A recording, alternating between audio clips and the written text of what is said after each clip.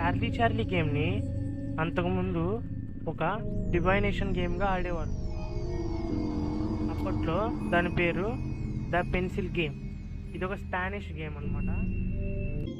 Dominican republic అనే కంట్రీలో హ్యాటోమేర్ ప్రావిన్స్లో ఒక టీనేజర్ నైట్ 12కి ఈ గేమ్ ఆడతాడు.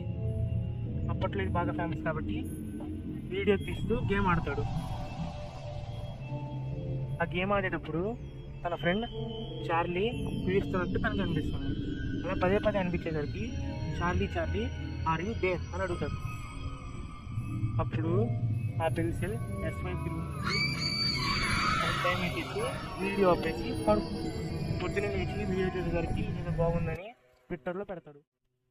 సాయంత్రం అయ్యేసరికి వీడియో వరల్డ్ వైడ్ ఫేమస్ అయిపోతుంది.